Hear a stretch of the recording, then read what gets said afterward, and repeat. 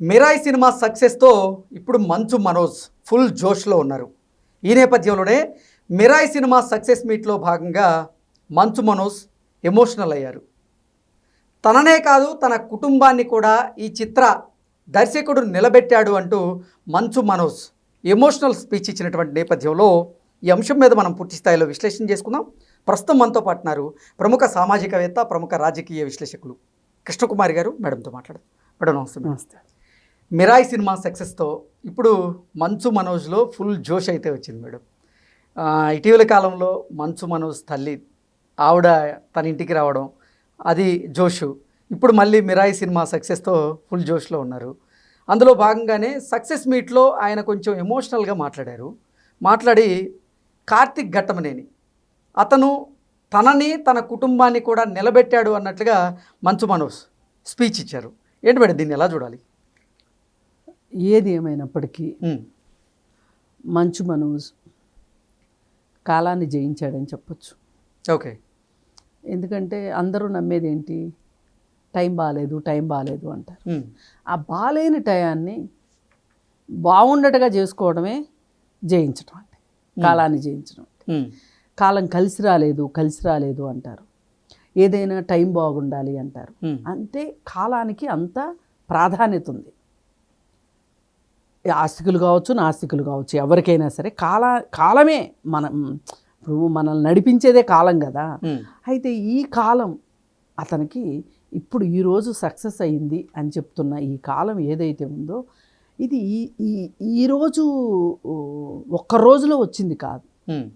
అతను దాదాపు ఒక 4-5 సంవత్సరాల నుంచి అతని స్ట్రగుల్ చూస్తే గనక, మరీ ముఖ్యంగా ఒక 3 సంవత్సరాల నుంచి అతని స్ట్రగుల్ చూస్తే అసలు ఎందుకు ఇంత స్ట్రగుల్ అవుతున్నాడు ఈ పిల్లాడు, ఇంత బాధపడాల్సిన అవసరం ఉందా అని మనకు కూడా బాధ అనిపిస్తుంది.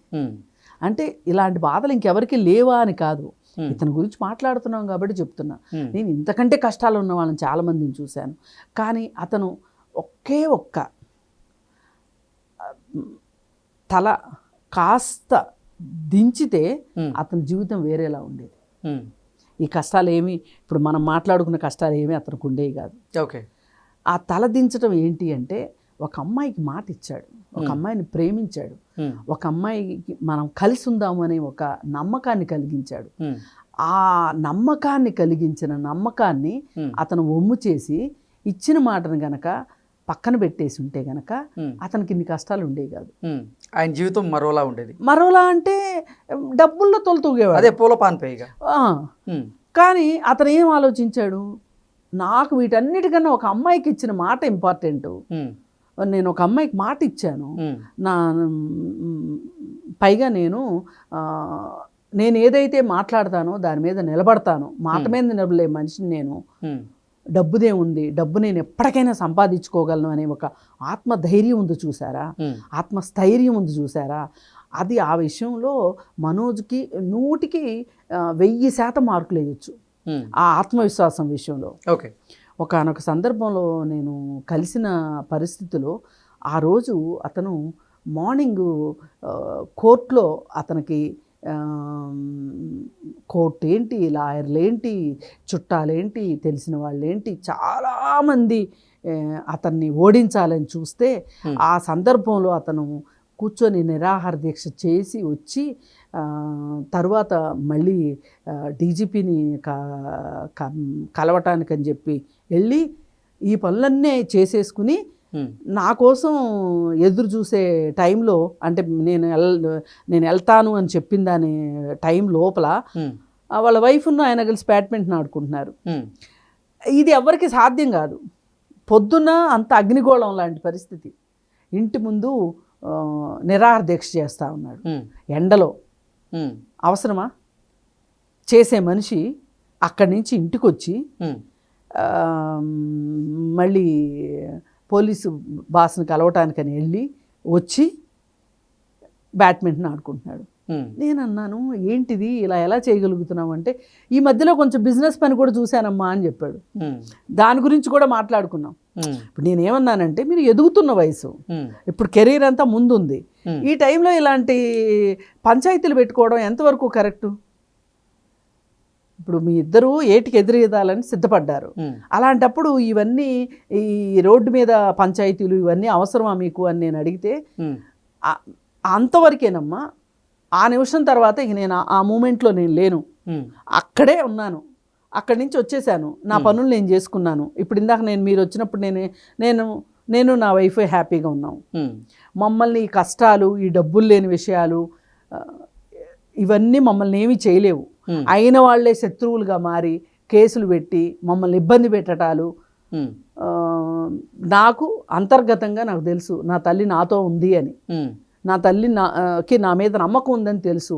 ఏదో ఒక రోజు నా తల్లి నా దగ్గరకు వస్తుంది. ఇవన్నీ మాట్లాడాడు ఆ రోజు. అవన్నీ ఇప్పుడు వరుసగా ఒక్కొక్కటి ఎలా నిజాలై కూర్చున్నాయో చూడండి. అంటే నమ్మకం ఉన్న వ్యక్తి, తాను నమ్ముకున్న వ్యక్తి ఏదైనా సాధించగలడు అంటానికి మనకి అంటే ఎన్నో ఒడిదుడుకుల తర్వాత మంచు మనోజ్ నిజంగా ఫుల్ జోష్లో ఉన్నారు. ఆ జోష్లో భాగంగానే కార్తీక్ ఘట్టంనేని గురించి కూడా ఆయన ఎమోషనల్ స్పీచ్ ఇచ్చారు. అది నిజంగా థ్యాంక్స్ చెప్పటం అంటే అతను చూసే నేర్చుకోవాలి, మంచు మనోజ్ని చూసి నేర్చుకోవాలి. నాకు కూడా ఎంత థ్యాంక్స్ చెప్పాడు. ఇలాంటి టైంలో మాకు మోరల్ సపోర్ట్ ఇవ్వడానికి వచ్చారమ్మా మీరు అని చెప్పి. అంటే అతను కృతజ్ఞతని దాచుకోలేడు, అలాగే అబద్ధాలని సహించలేడు, మోసాన్ని భరించలేడు, మాట్లాడేస్తాడు. ఆ మాట్లాడేటివే కొంతమంది శత్రువులు అయ్యారు. కానీ శత్రువులు అయిన వాళ్ళు చాలా తక్కువ మంది. అతనికి సమాజం అండగా ఉంది. ఇవాళ అతని సినిమాలు సక్సెస్ కావాలి అని చెప్పి సమాజం కోరుకుంటుంది. అతని శ్రమ, అతని పట్టుదల, అతని కృషి, ఆ సినిమా డైరెక్టర్ అతనికి ఛాన్స్ ఇవ్వడము, నిజానికి ఆ పాత్రకి అతనైతేనే సరిపోతాడు. ఇది ఆ డైరెక్టర్స్ చాయిస్ ఉంది చూసారా, అతని ఎంపిక చాలా అవసరం. ఎగ్జాక్ట్లీ. ఇంకొకరిని ఊహించుకోలేము. ఇవాళ విలన్స్ అంటే ఎవరున్నారండి? ఈ రీసెంట్ టైమ్స్లో విలన్స్ అంటే ఎవరున్నారు? పైగా విలన్ని చూసే దృష్టికోణం కూడా మారింది. విలన్ని చూసే దృష్టికోణం ఇదివరకు ఏంటి, ఇంత జుట్టు పెంచుకొని ఒంటి నిండా పచ్చబొట్లు పొడిపించుకొని చొక్కా తీసేసి అలా ఉండేవాళ్ళు, విలన్స్ అన్న ఫీలింగ్ లో ఉండేవాళ్ళు. కానీ ఆలోచనలో క్రూరత్వం ఉంటే చాలు పండిస్తారు. అది మొహంలో చూపించగలిగితే మరి వెర్సటాలిటీ ఉంది అన్నిటిని మించి. అతను ఒక హీరోగా పనికొస్తాడు, ఒక అన్నగా పనికొస్తాడు, ఒక తమ్ముడుగా పనికొస్తాడు, ఇప్పుడు విలన్ గా పనికొచ్చాడు. అంతకుముందు ఇంకొక పాత్ర చేశాడు ఇంతకుముందు, ఈ సినిమాకు ముందు. ఇలా ఎన్ని చేసినా సరే అతనికి ఉన్న ఏంటి అంటే ఒక సహజమైన మంచి మనస్తత్వం, తన మీద తను నమ్మటం, ఎవరిని మోసం చేయాలనుకోకపోవటం, పైగా ఇచ్చిన మాటని నిలబెట్టుకోవటం. ఇవన్నీ పైగా అన్నిటిని మించి ఒక బాధ్యతాయుతమైన భర్తగాను తండ్రిగాను అతను ఉన్నాడు. ఇప్పుడు ఇంకా గమ్మత్తు, అతను భార్యకి మొదటి భర్త ద్వారా ఉన్న కొడుకున్నాడు కదా, ఆ కొడుకుని ఎంత ప్రేమిస్తాడు, అవును, ఎంత బాగా చూసుకుంటాడు. అసలు తన కూతురుతో సమానంగా చూస్తాడు. ఇప్పుడు తన కూతుర్ని ఆ అమ్మాయి ఎత్తుకుందనుకోండి, ఆ కొడుకుని తను పక్కన పెట్టుకుంటాడు. మొన్న కూడా ఏదో ఒక వీడియో బయటకు వచ్చింది. ఈ పాపనేమో వాళ్ళ అమ్మ ఎత్తుకుంటే, నిర్మల్ గారు వచ్చారు కదా, వాళ్ళ అమ్మ ఎత్తుకుంటే ఈ బాబు తన పక్కన కూర్చోబెట్టుకున్నాడు. అంటే ఇప్పుడు ఒకసారి అంతకుముందు ఎవరో కూడా నాకు ఈ సంగతి చెప్పారు, వీళ్ళ విషయం కాదు, జనరల్గా ఒక కొడుకున్నామని పెళ్లి చేసుకోవాలనుకున్నాడు.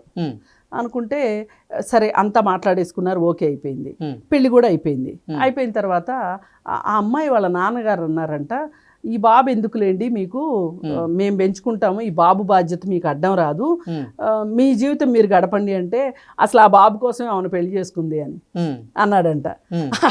అట్లాగే ఇక్కడ కూడా అసలు ఇతనికి ఈ పెళ్లి బంధము, ఈ కొత్తగా వీళ్ళ జీవితంలోకి వచ్చిన పాప, వీళ్ళకంటే కూడా ఆ బాబును కూడా వాళ్ళు అదే సమానంగా ఆమె ప్రేమించడం పెద్ద గొప్ప కాదు, ఎందుకంటే కన్నది కాబట్టి.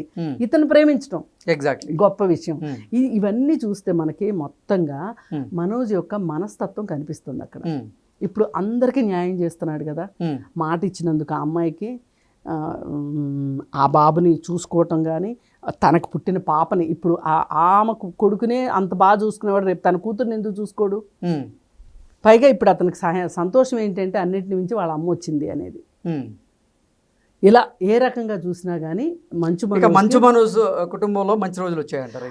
మంచి రోజులు ఇవాళ రావటం కాదు, ఏ రోజు అయితే ఆ ఇద్దరితో తగాదా పెట్టుకున్నాడో అతను, వాళ్ళ నాన్నతో తగాదా పెట్టుకోవాలని అతను అనుకోలేదు. విష్ణుతో ఏ రోజైతే తగాదా పెట్టుకున్నాడో ఆ రోజే అతనికి మంచి రోజులు వచ్చినాయి.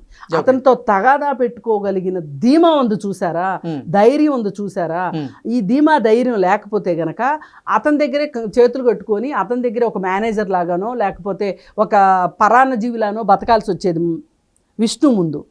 అదే ధైర్యం ఉండబట్టే అతని వాళ్ళ ఇతను ఒక వ్యక్తి అని నిలబడగలిగాడు, ఇతని సత్తా ఇతను నిరూపించగలిగాడు. ఓకే, అందుకని అతనితో తగాదా పెట్టుకున్న రోజే అతనికి మంచి రోజులు వచ్చినాయి. మంచి రోజులు వచ్చినాయి కాబట్టే ఆ రోజు మంచి రోజులు వచ్చినాయి కాబట్టి ఈ రోజు నిరూపితమైనవి. ఏదేమైనా మనం కూడా బెస్ట్ ఆఫ్ లక్ చెప్పొచ్చు, చెప్పాలి. Okay madam, thank you so much. Thank you.